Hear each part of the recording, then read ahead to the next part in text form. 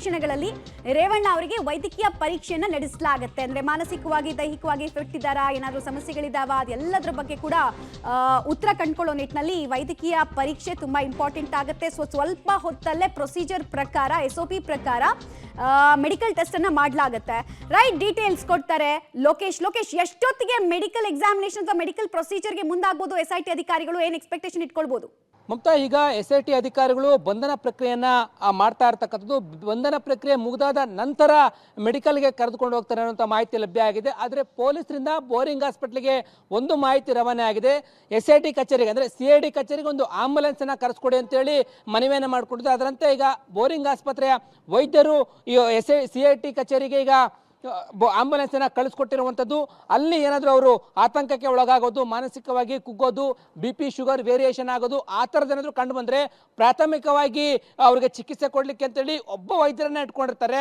Procedure ಪ್ರಕಾರವಾಗಿ ಅವರು ಆಸ್ಪತ್ರೆಗೆ ಹೋಗಿ ಎಲ್ಲ ರೀತಿಯಾದಂಥ ಮೆಡಿಕಲ್ ಟೆಸ್ಟನ್ನು ಮಾಡಿಸ್ಕೊಳ್ಬೇಕಾಗತ್ತೆ. ಇನ್ನೇನು ಬಂಧನ ಪ್ರಕ್ರಿಯೆ ಮುಗಿದಾದ ನಂತರ ಕೆಲವೇ ಕ್ಷಣಗಳಲ್ಲಿ ಬೋರಿಂಗ್ ಆಸ್ಪತ್ರೆಗೆ ಹೋಗ್ತಾರೆ ಅನ್ನುವಂಥ ಮಾಹಿತಿ ಲಭ್ಯ ಆಗ್ತಾ ಇದೆ. ಬೋರಿಂಗ್ ಆಸ್ಪತ್ರೆಗೆ ಕರೆದುಕೊಂಡು ಹೋಗ್ತಾರೆ ಅಥವಾ ಹತ್ರ ಇರ್ತಕ್ಕಂಥ ವಿಕ್ಟೋರಿಯಾ ಆಸ್ಪತ್ರೆಗೆ ಏನಾದರೂ ಕರೆದುಕೊಂಡು ಹೋಗ್ತಾರೆ ಅನ್ನುವಂಥದ್ದು ಕಾದು ನೋಡಬೇಕಾಗಿದೆ. ಆದರೆ ಸದ್ಯಕ್ಕೆ ಬೋರಿಂಗ್ ಆಸ್ಪತ್ರೆ ಆಡಳಿತ ಮಂಡಳಿಯವರು ಒಂದು ಆಂಬುಲೆನ್ಸನ್ನು CID ಕಚೇರಿಗೆ ಕಳಿಸ್ಕೊಟ್ಟಿರೋ ಹಿನ್ನೆಲೆಯಲ್ಲಿ ಅಲ್ಲಿಯೇ ವೈದ್ಯರನ್ನ ಕೂಡ ಒಬ್ಬರು ನೇಮಕ ಮಾಡಿದ್ದಾರೆ.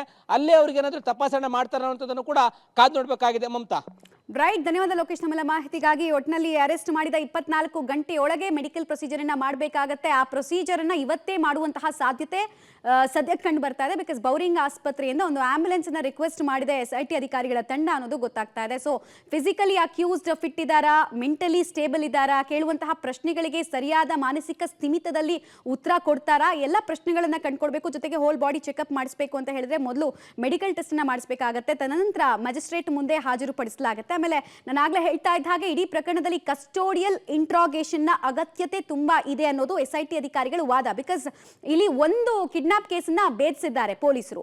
ಈ ತರ ಇನ್ನೂ ಎಷ್ಟು ಸಂತ್ರಸ್ತಿಯರಿದ್ದಾರೆ, ಅವ್ರಿಗೂ ಕೂಡ ಇದೇ ರೀತಿ ಥ್ರೆಟನ್ ಮಾಡೋ ಕೆಲಸ ಆಗಿತ್ತಾ, ಅವರಲ್ಲಿ ಯಾರನ್ನಾದ್ರೂ ಇದೇ ರೀತಿ ಕಿಡ್ನಾಪ್ ಮಾಡಲಾಗಿತ್ತಾ, ಈ ತರದ ಅನೇಕ ಪ್ರಶ್ನೆಗಳಿಗೆ ಉತ್ತರವನ್ನ ಕಂಡುಕೊಳ್ಬೇಕು. ಆಮೇಲೆ ಕಿಡ್ನಾಪ್ ಹಿಂದಿನ ಉದ್ದೇಶ ಏನು, ಯಾರ್ಯಾರಿದ್ರು, ಏನೇನು ಒತ್ತಡವನ್ನ ಹಾಕಲಾಗಿತ್ತು, ಸ್ಟೇಟ್ಮೆಂಟ್ ಅನ್ನು ಒಂದು ವೇಳೆ ಪೊಲೀಸರು ಆ ವಿಕ್ಟಿಮ್ ಹತ್ರ ಹೋದ್ರೆ ಸ್ಟೇಟ್ಮೆಂಟ್ ಅನ್ನ ಬದಲಾಯಿಸಿ ಅನ್ನುವಂತಹ ಒತ್ತಡವನ್ನು ಏನಾದರೂ ಕೊಟ್ಟಿದ್ರಾ, ಈ ತರ ಅನೇಕ ಪ್ರಶ್ನೆಗಳಿಗೆ ಉತ್ತರ ಕಂಡುಕೊಳ್ಳೋ ನಿಟ್ಟಿನಲ್ಲಿ ಇವತ್ತಿನ HD ರೇವಣ್ಣ ಅವರ ಅರೆಸ್ಟ್ ಬಹಳ ಕ್ರೂಷಿಯಲ್ ರೋಲ್ ಅನ್ನ ಪ್ಲೇ ಮಾಡ್ತಾ ಇದೆ. ಬಿಕಾಸ್ ಈಗಾಗಲೇ ವೈರಲ್ ಆಗ್ತಾ ಇರುವಂತಹ ಅಥವಾ ಹೇಳ್ತಾ ಇರುವಂತಹ ನಂಬರ್ಸ್ 2000ಕ್ಕೂ ಅಧಿಕ ವಿಡಿಯೋಗಳು ಇದ್ದಾವೆ ಅಂತ. ಸೊ ಅದರಲ್ಲಿರುವಂತಹ ಎಷ್ಟು ಜನ ಸಂತ್ರಸ್ತೆಯರಿಗೆ ಸೇಮ್ ರೀತಿಯ ಥ್ರೆಟ್ ಅನ್ನ ಮಾಡಿದ್ದಾರೆ, ಯಾರ್ಯಾರಿಗೆ ಬ್ಲಾಕ್ ಮೇಲ್ ಮಾಡಿದ್ದಾರೆ, ಯಾರ್ಯಾರನ್ನ ಕಿಡ್ನಾಪ್ ಮಾಡಿದ್ದಾರೆ, ಎಷ್ಟು ಜನ ಸಂಪರ್ಕದಲ್ಲಿ HD ರೇವಣ್ಣ ಅವರಿದ್ರು, ಈ ತರದ ಅನೇಕ ಪ್ರಶ್ನೆಗಳಿಗೆ ಉತ್ತರವನ್ನ ಕೂಡ ಕೆಲವೇ ಹೊತ್ತಲ್ಲಿ SIT ಅಧಿಕಾರಿಗಳು ಕಂಡುಕೊಳ್ಳೋ ಸಾಧ್ಯತೆ ಇದೆ.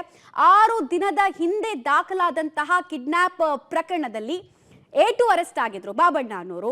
A1 ಯಾಕೆ ಅರೆಸ್ಟ್ ಆಗಿಲ್ಲ, ರಿಯಲ್ ಎಫರ್ಟ್ಸ್ ಹಾಕ್ತಾ ಇಲ್ವಾ SIT ಅಧಿಕಾರಿಗಳು, ಈ ತರದ ಅನೇಕ ಪ್ರಶ್ನೆಗಳು ರೈಸ್ ಆಗಿದ್ವು. ಬಿಕಾಸ್ ಸೀರಿಯಸ್ ಸೆಕ್ಷನ್ ನ ಅಡಿಯಲ್ಲಿ ಕೇಸ್ ದಾಖಲಾಗಿತ್ತು 364A.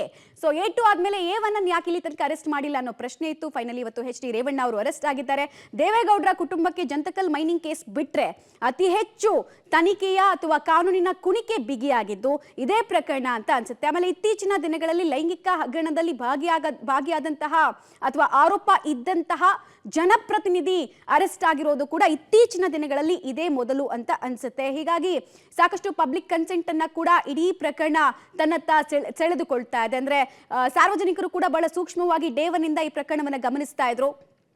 ಕಿಡ್ನಾಪ್ ಕೇಸ್ ದಾಖಲಾದ 6 ದಿನಗಳಾದ್ರೂ ಕೂಡ A1 ಯಾಕೆ ಅರೆಸ್ಟ್ ಆಗಿರಲಿಲ್ಲ ಅನ್ನೋ ಪ್ರಶ್ನೆಯನ್ನ ರೇಸ್ ಮಾಡಲಾಗಿತ್ತು. ಫೈನಲಿ ಇವತ್ತು ಯಾವಾಗ ಜಾಮೀನು ಅರ್ಜಿಯನ್ನ ಪುರಸ್ಕರಿಸಲಿಲ್ವೋ ಕೋರ್ಟು, ಜಾಮೀನು ಕೊಡೋದಕ್ಕೆ ಯೋಗ್ಯವಲ್ಲದ ಪ್ರಕರಣ ಅಂತ ಕೋರ್ಟ್ ಅಭಿಪ್ರಾಯ ಪಡ್ತು, ಕೆಲವೇ ಕ್ಷಣಗಳಲ್ಲಿ ದೇವೇಗೌಡರ ನಿವಾಸಕ್ಕೆ ಹೋದಂತಹ SIT ಅಧಿಕಾರಿಗಳ ತಂಡ HD ರೇವಣ್ಣ ಅವರನ್ನ ಅರೆಸ್ಟ್ ಮಾಡೋ ಕೆಲಸವನ್ನ ಮಾಡಿದೆ. ಹೀಗಾಗಿ ಮುಂದಿನ ಕಸ್ಟೋಡಿಯಲ್ ಇಂಟ್ರಾಗೇಷನ್ ಬಹಳಷ್ಟು ಕುತೂಹಲಕ್ಕೂ ಕೂಡ ಕಾರಣ ಆಗ್ತಾ ಇದೆ. ರೇವಣ್ಣ ಅವರ ಸಂಪರ್ಕದಲ್ಲಿ ಎಷ್ಟು ಜನ ಸಂತ್ರಸ್ತೆಯರು ಇದ್ದರು ಅಂದ್ರೆ ಇದ್ರು, ಅದನ್ನ ನೋಡೋ ಕೆಲಸ ಆಗತ್ತೆ. ಜೊತೆಗೆ ಎಷ್ಟು ಜನರನ್ನ ಇದೇ ರೀತಿ ಅರೆಸ್ಟ್ ಕಿಡ್ನಾಪ್ ಮಾಡುವಂತಹ ಪ್ರಕರಣಕ್ಕೆ ಕೈ ಹಾಕಿದ್ರು ಅನ್ನೋದು ಕೂಡ ಗೊತ್ತಾಗುತ್ತೆ. ಮತ್ತೆ ಯಾರಿಗಾದ್ರೂ ದೈಹಿಕವಾಗಿ ಹಲ್ಲೆ ಆಗಿತ್ತಾ, ಯಾವ ರೀತಿಯಾದ್ರೂ ಒತ್ತಡವನ್ನ ಹಾಕುವಂತಹ ಪ್ರಯತ್ನ, ಇಡೀ ಪ್ರಕರಣ ಆಚೆ ಬರಬಾರದು ಅನ್ನೋ ನಿಟ್ಟಿನಲ್ಲಿ ಮುಚ್ಚಿ ಹಾಕುವಂತಹ ಷಡ್ಯಂತ್ರ ಏನಾದ್ರೂ ಆಗಿತ್ತಾ, ಈ ರೀತಿ ಅನೇಕ 10 ಹಲವು ಆಯಾಮಗಳಲ್ಲಿ SIT ಅಧಿಕಾರಿಗಳು ತನಿಖೆಯನ್ನ ನಡೆಸಲಿಕ್ಕಿದ್ದಾರೆ. ಇಲ್ಲಿ ತನಕ ಅಂದ್ರೆ ಈ ಕಿಡ್ನಾಪ್ ಕೇಸ್ ದಾಖಲಾಗೋ ತನಕ 3 ಆಯಾಮದಲ್ಲಿ ತನಿಖೆಯನ್ನ ನಡೆಸಲಾಗ್ತಾ ಇತ್ತು. ಅಂದ್ರೆ ವಿಡಿಯೋ ಚಿತ್ರೀಕರಣ, ಇದರಲ್ಲಿ ರೇವಣ್ಣ ಅವರ ಪಾತ್ರ, ಜೊತೆಗೆ ಸಂತ್ರಸ್ತೆಯರ ಜೊತೆಗೆ ಪರಿಸ್ಥಿತಿಯ ದುರ್ಲಾಭವನ್ನ ಮಾಡಿದ್ರ ಅಥವಾ ಆಮಿಷವನ್ನ ಒಡ್ಡಿದ್ರ, ಅಧಿಕಾರದ ದುರ್ಲಾಭವನ್ನ ಮಾಡಿದ್ರ ಅನ್ನೋ ಪ್ರಶ್ನೆ ಇತ್ತು. ಬಟ್ ಈಗ ಈ ಕಿಡ್ನಾಪ್ ಪ್ರಕರಣ ಬೆಳಕಿಗೆ ಬಂದು ಸಿನಿಮೀಯ ರೀತಿಯಲ್ಲಿ ಸಂತ್ರಸ್ತೆಯ ರಕ್ಷಣೆ ಆದ ನಂತರ ಉಳಿದಿರುವಂತಹ ಪ್ರಶ್ನೆ, ಎಷ್ಟು ಜನಕ್ಕೆ ಈ ರೀತಿ ಪೈಶಾಚಿಕ ಕೃತ್ಯದ ಮೂಲಕ ಅಥವಾ ಏನು ಆರೋಪ ಮಾಡ್ತಿದ್ದಾರೆ ಎಲ್ಲರೂ ಕೂಡ, ಕಿಡ್ನಾಪ್ ಮಾಡಿದ್ರು, ಹೆದರಿಸ್ತಾ ಇದ್ರು, ಬೆದರಿಸ್ತಾ ಇದ್ರು ಅಂತ, ಅದು ಇನ್ನೂ ಎಷ್ಟು ಕೇಸಸ್ ಆಚೆ ಬರುತ್ತೆ ಅನ್ನೋದು ಕೂಡ ಅಷ್ಟೇ ಕುತೂಹಲಕ್ಕೆ ಕಾರಣ ಆಗ್ತಾ ಇದೆ. ಸೊ ಒಂದು ರಿಮೈಂಡ್ ಅಪ್ಲಿಕೇಶನ್ ಅನ್ನ ಕೂಡ ಕಸ್ಟೋರಿಯಲ್ ಇಂಟ್ರೋಗೇಷನ್ ಅಗತ್ಯತೆ ಇರೋದ್ರಿಂದ SIT ಪರ ವಕೀಲರು ಹಾಕೊಳ್ತಾರೆ. ಮ್ಯಾಜಿಸ್ಟ್ರೇಟ್ ಮುಂದೆ ಹಾಜರುಪಡಿಸಿದ ತಕ್ಷಣ ನಮ್ಗೆ ಇಷ್ಟು ದಿನಗಳ ಕಾಲ ಇವ್ರನ್ನ ವಿಚಾರಣೆಗೆ ಒಳಪಡಿಸಬೇಕು, ಹೆಚ್ಚಿನ ತನಿಖೆ ಆಗಬೇಕು, ಈ ಪ್ರಕರಣದಲ್ಲಿ ತುಂಬಾ ಸೆನ್ಸಿಟಿವ್ ಇಶ್ಯೂ, ಇಷ್ಟು ದಿನ ಕೊಡಿ ಅಂತ ಕೇಳುವಂತಹ ಸಾಧ್ಯತೆ ಇದೆ. ಸೊ ಇವತ್ತು ರಾತ್ರಿನೇ ಆಗುತ್ತಾ ಅದು ಅಥವಾ ನಾಳೆ ಮಧ್ಯಾಹ್ನ ಆಗತ್ತಾ ಅಂತ, ಬಿಕಾಸ್ ನಾನು ಆಗ್ಲೇ ಹೇಳ್ತಾ ಇದ್ದೆ 24 ಗಂಟೆಗಳ ಅವಕಾಶ ಇರುತ್ತೆ ಒಬ್ಬ ಅಕ್ಯೂಸ್ಡ್ ಅನ್ನ ಅರೆಸ್ಟ್ ಮಾಡಿದಂತಹ ಸಂದರ್ಭದಲ್ಲಿ ಮ್ಯಾಜಿಸ್ಟ್ರೇಟ್ ಮುಂದೆ ಹಾಜರುಪಡಿಸೋಕೆ. ಸೊ ಇವತ್ತಿನಿಂದ ನಾಳೆ ಸಂಜೆ ತನಕ ಅವಕಾಶ ಅಧಿಕಾರಿಗಳಿಗಿರುತ್ತೆ.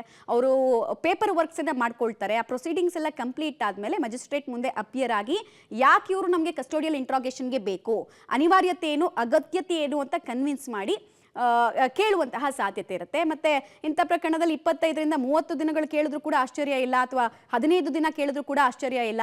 IO ವಿವೇಚನೆಗೆ ಬಿಟ್ಟಿರುತ್ತೆ ಎಷ್ಟು ದಿನಗಳ ಕಾಲ ಇಂಟ್ರೋಗೇಷನ್ ಮಾಡಬೇಕು ಅಂತ ಹೇಳಿ. ಮತ್ತು ಅರೆಸ್ಟ್ ಆಗಿರುವಂತಹ ವ್ಯಕ್ತಿ ಆರ್ಥಿಕವಾಗಿ ಬಹಳ ಪ್ರಬಲರು, ಸಂಪನ್ಮೂಲ ಭರಿತ ವ್ಯಕ್ತಿ ಆಗಿರೋದ್ರಿಂದ ಮ್ಯಾಜಿಸ್ಟ್ರೇಟ್ ಏನು ಹೇಳುತ್ತೆ ಈ ಪ್ರಕರಣದಲ್ಲಿ ಇರೋದು ಕೂಡ ಕುತೂಹಲಕ್ಕೆ ಕಾರಣ ಆಗ್ತಾ ಇದೆ. ಮತ್ತು SIT ಅಧಿಕಾರಿಗಳು ಎಷ್ಟು ಎಫೆಕ್ಟಿವ್ ಆಗಿ ಕೆಲಸ ಮಾಡಿದ್ದಾರೆ ಇಡೀ ಪ್ರಕರಣವನ್ನು, ಅಂದ್ರೆ ಕಿಡ್ನಾಪ್ ಕೇಸ್ ಭೇದಿಸುವಲ್ಲಿ ಅನ್ನೋದನ್ನ ಕೂಡ ನಾವಿಲ್ಲಿ ನೋಡಬೇಕಾಗತ್ತೆ. ಮತ್ತು ಈ ಸಂಜೆ ತನಕ ಯಾಕೆ ಅರೆಸ್ಟ್ ಮಾಡಿರಲಿಲ್ಲ HD ರೇವಣ್ಣ ಅವರನ್ನ, ಆಮೇಲೆ ಕೋರ್ಟ್ ಅಬ್ಸರ್ವೇಷನ್ ಏನಿರುತ್ತೆ ಅಂತ ವೇಟ್ ಮಾಡಿ ನಂತರ ಆಕ್ಟಿವ್ ಆದ್ರ, ಇನ್ನಷ್ಟು ಆಕ್ಟಿವ್ ಆದ್ರೆ SIT ಅಧಿಕಾರಿಗಳು ಈ ಪ್ರಕರಣದಲ್ಲಿ ಅನ್ನುವಂತಹ ಕುತೂಹಲ ಕೂಡ ಸಹಜವಾಗಿ ಕಾಡ್ತಾ ಇದೆ. ಡೀಟೇಲ್ಸ್ ಕೊಡ್ತಾರೆ ಮುರಳಿ. ಈಗ HD ರೇವಣ್ಣ ಅವರ ವಿಚಾರಣೆ ಯಾವ ಆಯಾಮಗಳಲ್ಲಿ ಸಾಕ್ತಾ ಇದೆ, ಏನೇನ್ ಮಾಹಿತಿ ಇದೆ, ಇವತ್ತೇ ಮ್ಯಾಜಿಸ್ಟ್ರೇಟ್ ಮುಂದೆ ಹಾಜರುಪಡಿಸುವ ಸಾಧ್ಯತೆ ಬಗ್ಗೆ ಏನ್ ಎಕ್ಸ್ಪೆಕ್ಟೇಷನ್ ಇಟ್ಕೊಳ್ಬಹುದು ನಾವು? ಖಂಡಿತವಾಗಿಯೂ ಮಮತಾ, ಯಾಕೆಂದ್ರೆ ಈ ಪ್ರಕರಣಕ್ಕೆ ಸಂಬಂಧಪಟ್ಟಂತೆ ಈಗಾಗಲೇ HD ರೇವಣ್ಣ ಅವ್ರನ್ನ ತಮ್ಮ ವಶಕ್ಕೆ ಪಡ್ಕೊಂಡಿದ್ದಾರೆ. ವಶಕ್ಕೆ ಪಡ್ಕೊಂಡು ಸಾಕಷ್ಟು ವಿಚಾರಣೆಯನ್ನ ಮಾಡುವಂಥದ್ದು. ಯಾಕಂದ್ರೆ ಪ್ರಮುಖವಾಗಿ ಕಿಡ್ನಾಪ್ ಪ್ರಕರಣ ಏನಿತ್ತು, ಕಿಡ್ನಾಪ್ ಆಗ್ಲಿಕ್ಕೆ ಮುಂಚೆ ಅಂದ್ರೆ 23ನೇ ತಾರೀಕು ಎಲೆಕ್ಷನ್, 26ನೇ ತಾರೀಕು ಪೋಲಿಂಗ್ ನಡೆಯುತ್ತೆ. 23ನೇ ತಾರೀಕೆ ಭವಾನಿ ಅವರು ನಿಮ್ಮನ್ನ ಕರೆದಿದ್ದಾರೆ ಅಂತ ಹೇಳಿ ಈಗ ಸಂತ್ರಸ್ತ ಮಹಿಳೆ ಏನು SIT ವಶದಲ್ಲಿರುವಂತಹ ಸಂತ್ರಸ್ತ ಮಹಿಳೆ ಏನಿದ್ರೆ ಆಕೆಯನ್ನ ಕರೆದುಕೊಂಡು ಹೋಗಿರ್ತಾರೆ. ಕರೆದುಕೊಂಡು ಹೋದ ಬಳಿಕ ಆ ಸಂದರ್ಭದಲ್ಲೂ ಕೂಡ ಒಂದಷ್ಟು ಮಾತುಕತೆಯನ್ನ ಮಾಡಿ ಮತ್ತೆ 26ನೇ ತಾರೀಕು ಆಕೆಯನ್ನ ಮತ್ತೆ ಹೆಬ್ಬಾಳ ಕೊಪ್ಪಲಿಗೆ ವಾಪಸ್ ಕರ್ಕೊಂಡು ಬರ್ತಾರೆ. ಅಂದ್ರೆ ಕೇರನಗರ ತಾಲೂಕಿನ ಹೆಬ್ಬಾಳದ ಒಂದು ಊರೇನಿದೆ ಅಲ್ಲಿಗೆ ವಾಪಸ್ ಕರ್ಕೊಂಡು ಬಂದು ಆಕೆ ಮನೆ ಹತ್ರ ಬಿಡ್ತಾರೆ. ಮನೆ ಹತ್ರ ಬಿಟ್ಟ ಸಂದರ್ಭದಲ್ಲಿ ಒಂದು ಫೋನ್ ಅನ್ನ ಮಾಡಿ ಒಂದು ಭಯ ಹುಟ್ಟಿಸುವಂತ ಪ್ರಯತ್ನವನ್ನ ಮಾಡುವಂಥದ್ದು. ನಿಮ್ಗೆ ಯಾರಾದ್ರೂ ಪೊಲೀಸರು ಬಂದು ಫೋನ್ ಅನ್ನ ಮಾಡಿದ್ರೆ ಅಥವಾ ನಿಮ್ಮ ಹತ್ರ ಏನಾದ್ರೂ ಪ್ರಶ್ನೆಯನ್ನ ಮಾಡಿದ್ರೆ ಯಾವುದೇ ರೀತಿಯ ಹೇಳಿಕೆಗಳನ್ನು ಕೊಡಬೇಡಿ ಮತ್ತು ಪೊಲೀಸರ ಕೈಗೆ ಸಿಕ್ಕಬೇಡಿ.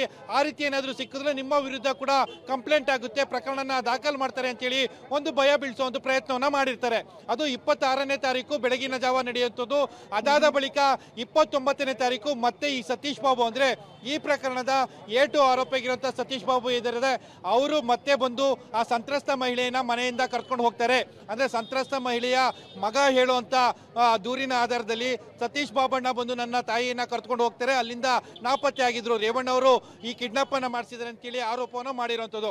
ಈ ಎಲ್ಲಾ ಅಂಶಗಳನ್ನ ಇಟ್ಕೊಂಡು ರೇವಣ್ಣ ಅವ್ರನ್ನ ನಿರಂತರವಾಗಿ ವಿಚಾರಣೆಯನ್ನ ಮಾಡ್ತಾರೆ. ಯಾವ್ಯಾವ ಮಾಹಿತಿಗಳಿದಾವೆ, ರೇವಣ್ಣ ಅವರ ಪಾತ್ರ ಇದರಲ್ಲಿ ಎಷ್ಟು ಪ್ರಮಾಣದಲ್ಲಿದೆ, ಯಾಕೆಂದ್ರೆ ಆಕೆಗೆ ಅಂದ್ರೆ ಸಂತ್ರಸ್ತೆಯ ಮಗ ಏನಿದೆ, ಮಗನಿಗೆ ಫೋನ್ ಮಾಡಿದಂತ ನಂಬರ್ ಯಾವುದು, ಜೊತೆಗೆ ಆಕೆಯನ್ನ ಕಿಡ್ನಾಪ್ ಮಾಡಿ ಈಗ ರಾಜಗೋಪಾಲ್ ಅನ್ನೋರು ತೋಟದ ಮನೆಯಲ್ಲಿ ಇರಿಸಿದ್ರು, ಆ ಸಂದರ್ಭದಲ್ಲಿ ಆತನಿಗೆ ಫೀಡ್ ಅನ್ನ ಮಾಡ್ತಿದ್ದಂತ ಯಾರು, ಈ ಎಲ್ಲಾ ಮಾಹಿತಿಗಳನ್ನು ಕುರಿತು ರೇವಣ್ಣ ಅವರ ಬಳಿಯಲ್ಲಿ ವಿಚಾರಣೆಯನ್ನ ಮಾಡ್ತಾರೆ. ಮಮತಾ, ಇನ್ನೂ ಕೂಡ ಏನು ವಿಚಾರಣೆಯನ್ನ ಮಾಡಿ ಅದಾದ ಬಳಿಕ ಒಂದು ಸರಿಸುಮಾರು ಒಂದು 5-6 ಗಂಟೆಗಳ ಕಾಲ ವಿಚಾರಣೆ ಹಂತದಲ್ಲಿ ಇರ್ತದೆ. ಅದಾದ ನಂತರ ಅವರನ್ನ ಅಧಿಕೃತವಾಗಿ ಬಂಧನಕ್ಕೊಳಪಡಿಸ್ತಾರೆ. ಬಂಧನಕ್ಕೊಳಪಡಿಸಿ ಮೆಡಿಕಲ್ ಟೆಸ್ಟ್ ಅನ್ನ ಮಾಡಿಸಿ ಅದಾದ ನಂತರ ಮ್ಯಾಜಿಸ್ಟ್ರೇಟ್ ಮುಂದೆ ಹಾಜರುಪಡಿಸುವಂಥದ್ದು ಮತ್ತೆ ಪೊಲೀಸ್ ಕಸ್ಟಡಿಗೆ ಕೇಳುವಂತ ಸಾಧ್ಯತೆಗಳು ಕೂಡ ಇರುವಂಥದ್ದು. ಯಾಕೆಂದ್ರೆ ನ್ಯಾಯಾಧೀಶರ ಮನೆಗೆ ಹಾಜರುಪಡಿಸಿದಾಗ ಬಹುತೇಕ ನ್ಯಾಯಾಂಗ ಬಂಧನ ಆಗುವಂತ ಸಾಧ್ಯತೆಗಳಿರ್ತವೆ.